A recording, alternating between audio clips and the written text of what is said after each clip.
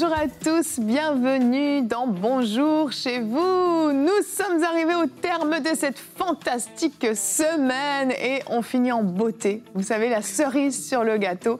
Aujourd'hui, on parle du brisement selon Dieu. Quel merveilleux sujet, n'est-ce pas? Généralement, ça ne fait pas plaisir quand on parle de brisement hybride. On va voir que d'une certaine façon, on peut s'en réjouir. C'est plus après. Mais il y a des bienfaits au brisement et c'est ce dont on parlera aujourd'hui. Alors c'est vrai que d'habitude, ce genre de thème, on les fait plus le lundi.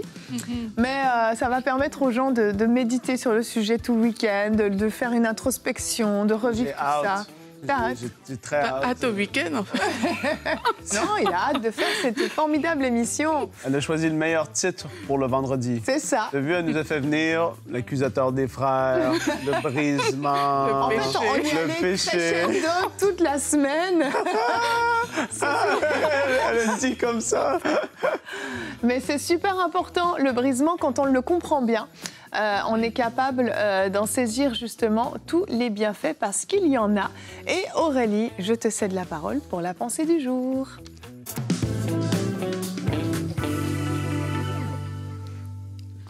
Donc, si on veut définir le brisement aujourd'hui, on peut dire que c'est l'action de Dieu qui vient casser, entre guillemets, en nous ce qui s'oppose à lui afin de nous rendre plus sensibles à sa voix, plus obéissants à sa volonté et plus utiles entre ses mains.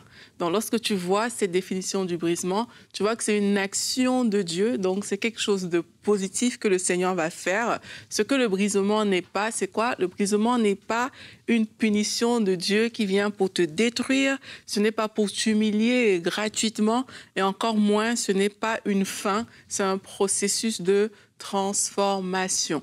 Donc, je vais te dire 3 choses que le brisement va pouvoir faire à l'intérieur de toi et tu vas voir qu'une fois que tu auras vu ce que ça peut faire, tu vas l'accueillir plus facilement dans ta vie. La première chose, c'est que le brisement va révéler ce qui doit mourir à l'intérieur de nous. La Bible nous dit dans Jean 12 au verset 24, « En vérité, je vous le dis, si le grain de blé qui est tombé en terre ne meurt, il reste seul, mais s'il meurt, il porte beaucoup de fruits. » Donc, dans ta saison de brisement, il y a un travail profond qui sera fait à l'intérieur de toi. Il y a cette mort à soi qui sera faite. Et généralement, quand ce processus est fait, ça fait mal, mais c'est pour du bien. Ça va créer une œuvre de sanctification, ça va venir casser l'orgueil, ça va venir casser l'autosuffisance. Il y a beaucoup de choses que ça va faire à l'intérieur de nous parce qu'il y a tout simplement des choses qui ne peuvent pas cohabiter avec le Saint-Esprit à l'intérieur de nous. Le brisement va venir mettre en lumière ces choses-là dans ta vie et tu vas voir que ça va te permettre de porter du fruit. Ça, c'est aussi un point qu'on va voir plus tard. Beaucoup de personnes, en fait, s'il n'y avait pas de brisement, ils vivraient un peu leur vie chrétienne sans jamais grandir spirituellement, centrée sur elle-même. Mais le brisement, ce que ça va t'aider à faire, ça va vraiment venir casser ces choses-là qui peuvent être à l'intérieur de nous et qui nous fixent sur nous-mêmes. Une autre chose que le brisement va faire, c'est que ça va nous aider à dépendre de Dieu. Dans Deutéronome 8 au verset 3, la Bible dit « Il t'a humilié, il t'a fait souffrir de faim et il t'a nourri de la manne que tu ne connaissais pas et que n'avaient pas connu tes pères, afin de t'apprendre que l'homme ne vit pas de pain seulement, mais que l'homme vit de tout ce qui sort de la bouche de l'Éternel. » Donc, il y a des choses par lesquelles ce peuple est passé pour réaliser que l'homme ne va pas juste vivre sur la base des choses naturelles, mais que l'homme va vivre en dépendant de Dieu lui-même. Et c'est l'une des choses que le brisement va faire. Le brisement va te montrer qu'en fait, tu dépends de Dieu. Ça va te pousser à chercher Dieu dans la prière. Ça va te pousser à t'humilier devant Dieu sous sa main puissante et à t'abandonner à lui. Le brisement va venir te montrer que tu n'as pas 10 options. Dieu est ta seule option. Et ça, c'est quelque chose dont on a besoin également dans notre vie chrétienne. Et la dernière chose que le brisement va faire, comme je disais tout à l'heure, le brisement va t'aider à porter du fruit. Dans Jean 15 au verset 2, la Bible dit « tout sarment qui porte du fruit, il l'émonde afin qu'il porte encore plus de fruits. Et quand on dit « il l'émonde », ben, ça fait mal que d'émonder. Je ne suis pas familière avec le jardinage, je pense que je n'en ai jamais fait, mais je sais que ça fait mal, mais c'est nécessaire pour porter du fruit. C'est nécessaire d'être émondé pour grandir, pour ne plus juger les autres, pour ne plus regarder les gens de haut, etc. Il y a un travail que le Saint-Esprit va faire à l'intérieur de toi et ça va amener de la compassion dans ton cœur. Ton amour pour les gens va grandir et tu vas pouvoir porter ainsi plus de fruits. Et une autre chose aussi que le brisement fait, c'est que ça te permet de réaliser que toute chose concourt au bien de ceux qui aiment Dieu, comme dit la parole. Merci Aurélie. Quand on parle de ce thème, ça me rappelle C'est mon histoire que j'ai enregistré dans les débuts de Bonjour chez vous. C'était avec le pasteur Marcel Bungu qui me racontait comment en fait il est passé par le brisement et combien ça a été nécessaire pour lui parce qu'il avait un problème d'orgueil. Et quand il me racontait son témoignage, je me souviens, ça m'a marqué et c'était il y a des années, mais j'ai pas oublié son témoignage parce que aujourd'hui il pouvait dire mais merci Seigneur pour ce brisement, en fait. Et il a traversé vraiment des moments pas faciles. Vous pouvez trouver son témoignage, tapez « C'est mon histoire » Marcel Bungu sur YouTube. Et il est passé par des moments vraiment très, très difficiles. Mais avec le recul, voyant tous les bienfaits qu'il a eus suite à ce brisement, eh bien, il était capable vraiment d'être reconnaissant et de dire bah, « c'était à refaire, je voudrais revivre la même chose parce que je ne pouvais plus continuer comme ça. » L'orgueil était devenu tellement fort dans ma vie que ça allait me détruire, en fait. Et à un moment donné, le brisement, c'est soit ta chute, et peut-être une chute mortelle, ou soit le brisement. Ben, honnêtement, moi, je préfère choisir le brisement. Parce que le brisement, tu sais que, oui, c'est Dieu qui te brise, mais Dieu ne prend pas plaisir à te casser. Si on prend l'exemple du potier, le vase, ah, saleté de vase, je t'aime pas, je te brise, pas du tout. Je veux faire quelque chose avec toi, mais j'y arrive pas parce que tu te laisses pas faire, parce que t'es pas assez malléable. Je vais devoir te briser, mais je vais reprendre cette argile, je vais remettre de l'eau, je vais te rendre plus malléable. Et là, je vais pouvoir faire ce beau vase, un vase d'un usage utile, d'un usage noble. Et ça change tout, en fait. Et il faut vraiment enlever ce côté très dur, on en parlait même hier par rapport au péché, cette image de Dieu qui peut être affiliée à quelque chose de quelqu'un de méchant, quelqu'un de dur qui prend plaisir à travailler ses enfants. Pas du tout, pas du tout. C'est toujours avec amour parce qu'il veut nous protéger, il veut nous préserver de nous-mêmes parfois. Et l'attitude qu'on va avoir pendant cette période de brisement, elle est déterminante. C'est sûr. Parce que soit on choisit d'être malléable entre les mains de Dieu, il a dit « humiliez-vous sous la main puissante de Dieu et il va vous élever autant convenable ». Donc, soit tu choisis de t'humilier sous sa main et d'être malléable, soit tu endurcis ton cœur et c'est là où cet orgueil se renforce encore. Donc, peut-être qu'il y a des personnes qui nous écoutent qui passent par cette période de brisement. Il y a beaucoup d'inconfort en général dans le brisement. Mais en fait, il faut choisir comment on va passer ce temps-là.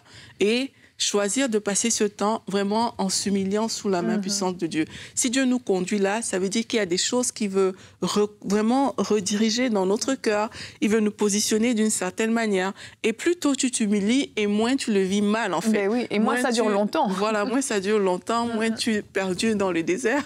Mais quand tu refuses de t'humilier, mais là aussi, ça va encore entraîner d'autres conséquences. Et moi, je pense que l'une des plus grandes choses qui est brisée au niveau du...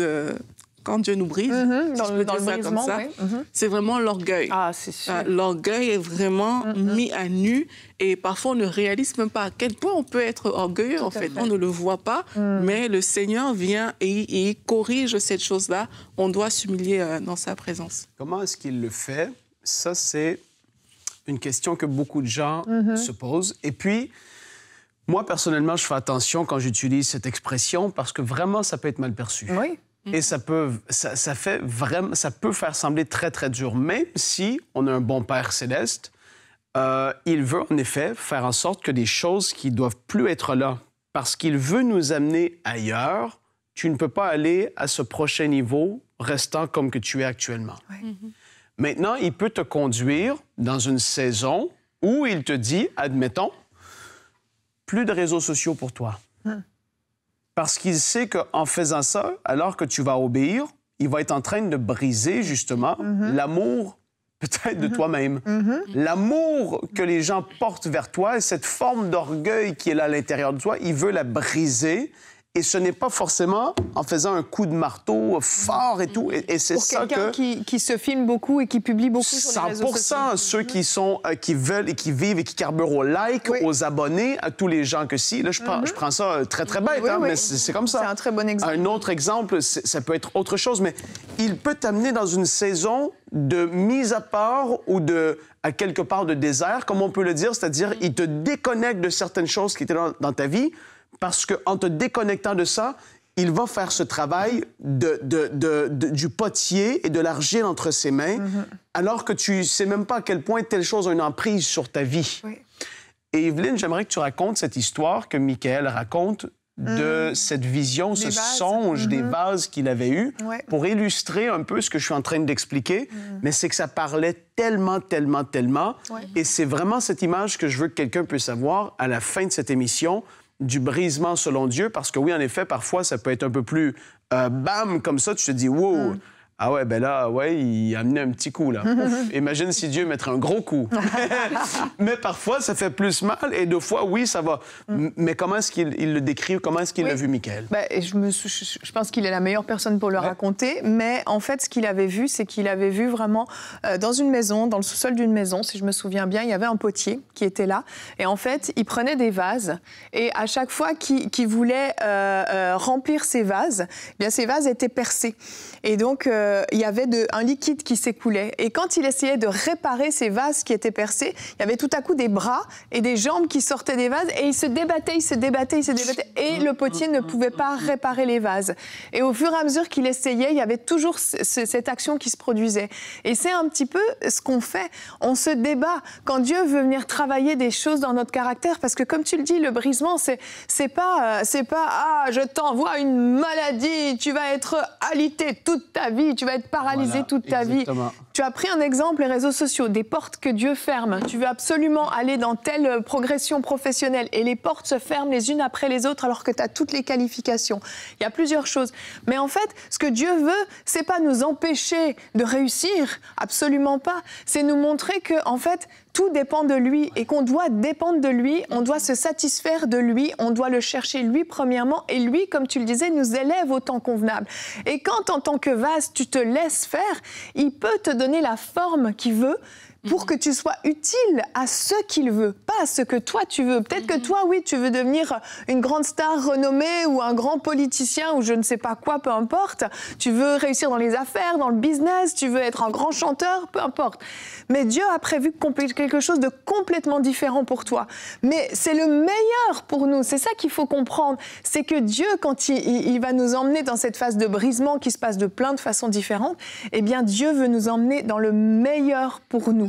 Et c'est là où plus vite tu vas, oui, te laisser faire, plus vite tu vas t'humilier, mieux ça va aller. Moi, je sais, je vais vous prendre un petit exemple, mais c'est tout bête. Mais dans Bonjour chez vous, les quelques fois où je suis arrivée sur ce plateau avec assurance en mode... Voilà, c'est bon, maintenant, j'ai pris mes marques, je maîtrise. C'était nul ce qui sortait de ma bouche, mais c'était nul. C'est un petit exemple, mais moi, je me sentais humiliée. Je me suis pris des claques. Et l'émission d'après, Seigneur, je te demande pardon, je sais que je dépends de toi. Je sais que c'est toi qui remplis ma bouche. Je sais que je dois me connecter à toi. C'est tout bête, mais peu à peu, tu développes cette autosuffisance où tu crois que tu peux faire les choses sans Dieu. Eh bien là, tu risques de vivre un brisement. Il y a cette histoire qui est racontée par Kathryn Coleman dans Les Héros de la foi, l'émission qu'on a fait. On en a fait quelques-unes avec elle, où est-ce qu'elle parlait, et là, on parle de brisement, et le mot brisement, mais je veux amener la notion de relever un défi où il y a une épreuve que Dieu met devant nous, dans le sens comme un test. Oui. Et il utilise ces tests, ces épreuves, pour voir si, en effet, tu es prêt à monter ailleurs et aussi pour, à quelque part, amener un petit peu d'humilité ou te faire dire, ouais, finalement, j'ai du chemin encore à faire parce que le test, je ne l'ai pas passé. Et Kathryn Coleman expliquait que des épreuves dans sa vie, elle l'a imagé comme ça, que lorsque, dans un vase, il y a un vin et qu'il est transvidé dans un autre vase.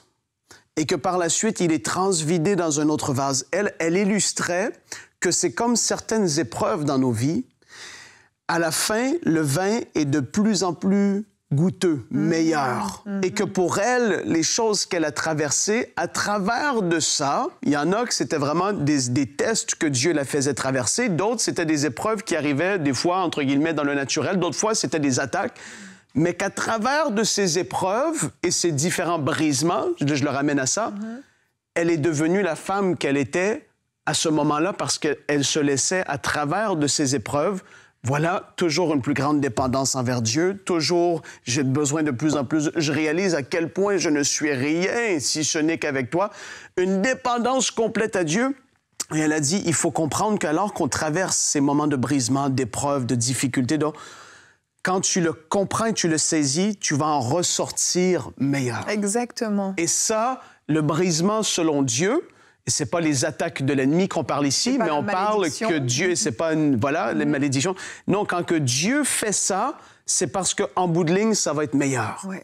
Et là, quand tu le vois avec cette perspective-là, tu te dis, Seigneur, c'est pas facile, mais tu sens que je me livre totalement, comme Aurélie le dit.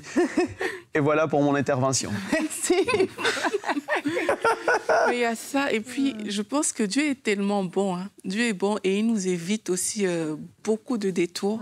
Et parfois, le brisement va arriver à ce moment-là. Tu vois, le psaume, il dit, avant d'être humilié, je m'égarais. Ouais. Tu vois, c'est que parfois, on s'égare vraiment. Oui, clairement. Et il y a un brisement qui vient, ça va même t'humilier quelque part. Mais c'est pour que tu ne prennes pas une certaine direction dans ta vie, en fait.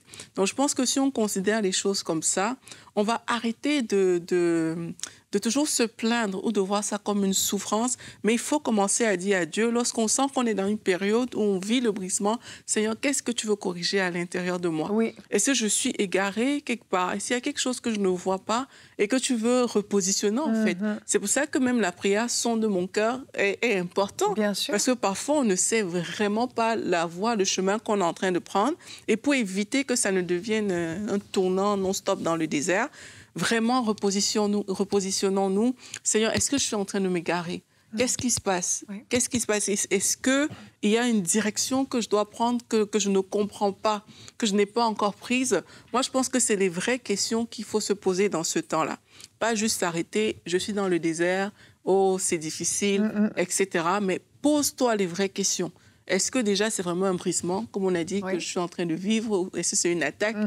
C'est quoi? Si c'est un brisement, quelles sont les leçons que tu aimerais que je tire? Quelle est la chose que tu es en train de travailler à l'intérieur de moi? Où est-ce que tu veux m'amener, Seigneur? Ça va vraiment nous aider à le vivre différemment. Et quand tu sais ce que le Seigneur est en train de travailler à l'intérieur de toi, ben, tu deviens plus malléable, en fait. Tu fais plus attention, tu regardes la parole par rapport à ça et tu t'ajustes. Mais quand tu ne sais pas, parfois, ben, tu te cognes la tête C'est ça. quelque part. Et c'est ça qui est douloureux dans ce processus-là.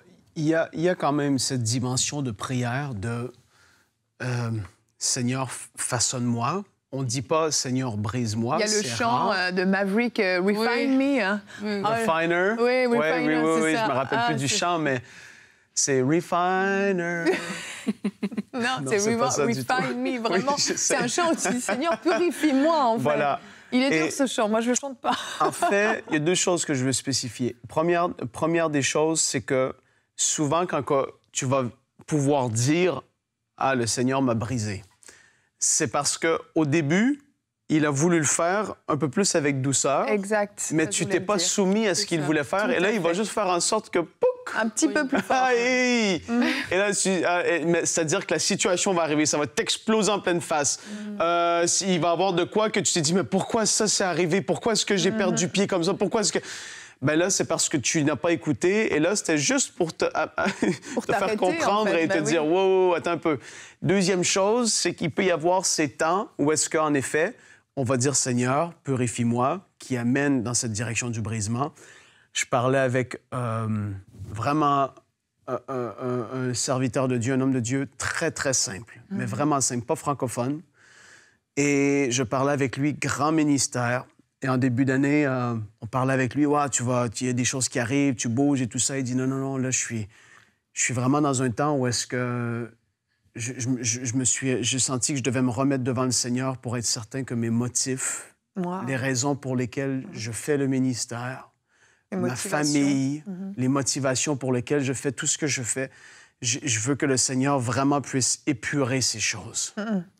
Et ça, en faisant des temps comme ça, à quelque part, quand même, ça va éviter des brisements qui vont être plus fracassants. Bien sûr. Parce que tu es disposé continuellement à dire, Seigneur, même si mon entreprise devient énorme, même si je deviens millionnaire, même si je gouverne un pays, même si j'ai un ministère intergalactique gigantesque, Seigneur, je veux jamais que mes motivations soient les mauvaises. Oui. Seigneur, garde-moi. Et alors que tu fais ça, c'est là qu'il va venir façonner. Et c'est exactement le contraire de cette image que Michael avait vue des bras. Non, pas moi! T'imagines un peu un truc qui... Non, je veux pas! Et non, là, toi, tu es celui qui vient et qui se met devant lui. Et alors, il commence à façonner. Et alors que tu es dans cette disposition, on peut être surpris ce qui peut ressortir de nous. Ouais.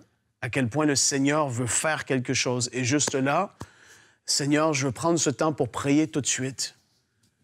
Alors que j'ai senti ta présence, tu es en train d'appeler quelqu'un dans une saison comme celle-là. Seigneur, je veux prier pour mon frère, ma sœur qui suit. De tout mon cœur, Aurélie, Evelyne, moi, on prie pour eux maintenant.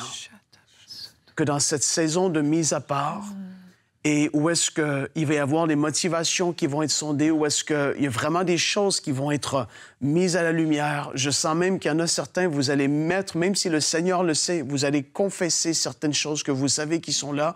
Je vois comme l'orgueil et la honte qui tombent, et je prie maintenant que ce soit fait dans le nom de Jésus. Alors que tu es là et tu te joins à cette prière, Père, que tu touches les cœurs, que ceux qui s'étaient endurcis à ton action, à ton œuvre. Je priais même pour certaines personnes, vous servez dans le ministère, vous chantez, d'autres vous exhortez, vous dirigez des groupes maisons, et le Seigneur est en train de vous parler en ce moment, et vous savez qu'est-ce qu'il est en train de te dire. Tu sais ce qu'il te dit. Je prie que tu te soumettes, et Père, je prie que ton esprit fasse une œuvre tellement en profondeur, qu'il y ait un avant et un après qui soit extraordinaire. On prie que l'orgueil tombe au nom de Jésus dans chacune de nos vies et de ceux qui suivent.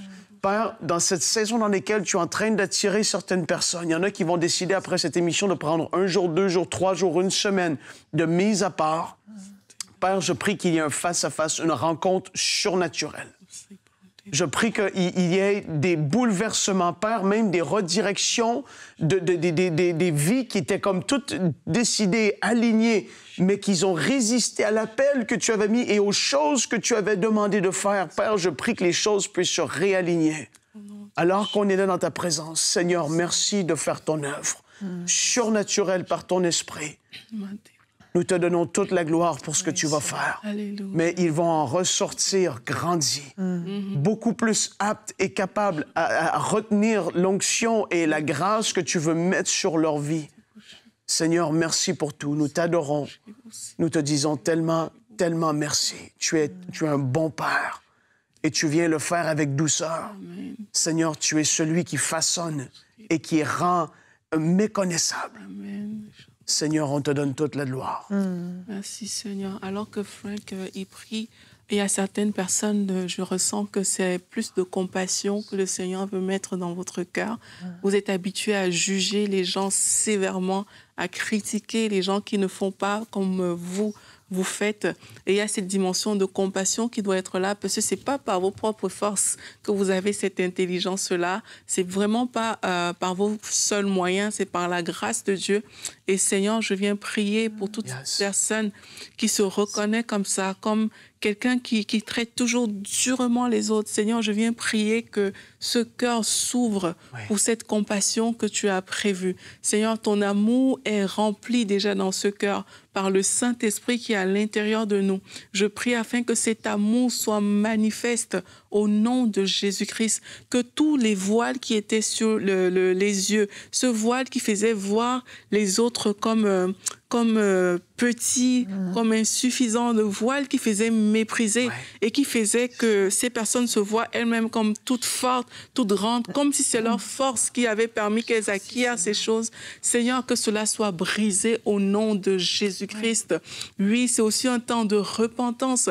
Tu peux demander pardon à Dieu aujourd'hui d'avoir toujours été autosuffisant, d'avoir pensé que par tes propres forces, tu étais capable. Si aujourd'hui tu es peut-être buté et que tu retombes encore au même endroit, c'est parce que c'est avec ta force que tu viens. Seigneur, on demande pardon pour toutes les fois où c'est avec notre force humaine qu'on a attaqué certaines situations et aujourd'hui on accepte de s'humilier devant toi.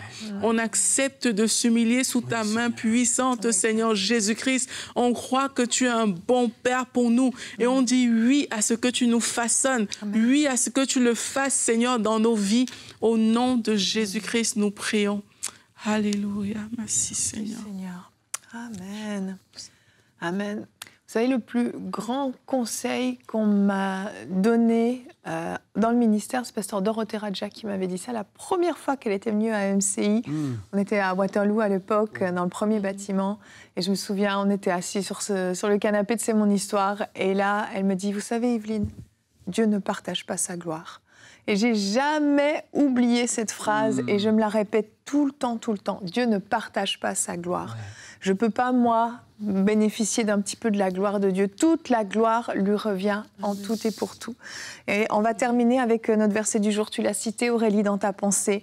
Jean 12, 24, Jésus a dit « En vérité, je vous le dis, si le grain de blé tombé en terre ne meurt pas, il reste seul. Mais s'il meurt, il porte beaucoup de fruits. » Je nous encourage tous à décider de mourir toujours plus à nous-mêmes et à donner toujours la gloire au Seigneur. Peu importe ce qu'on fait, peu importe, on a l'impression peut-être toutes les compétences qu'on a, tous les talents qu'on a, peu importe, que toute la gloire revienne toujours à Dieu et que plus on va mourir, plus on va laisser la gloire à Dieu, et bien plus on portera de fruits. Et l'objectif, c'est ça, c'est qu'on porte du fruit dans son royaume. C'est ça notre motivation, c'est ça notre désir. Il ne s'agit pas de nous, il s'agit de tous ceux qui, à l'extérieur, ont besoin d'entendre parler du Seigneur, ont besoin d'être consolés, ont besoin d'être rachetés, ont besoin d'être amenés aux pieds du Seigneur. C'est ça, le ministère que nous avons. Alors, on va se retrouver la semaine prochaine pour de nouvelles émissions et vous avez tout le week-end pour méditer sur ce merveilleux sujet. Ne me remerciez pas. Allez, à lundi.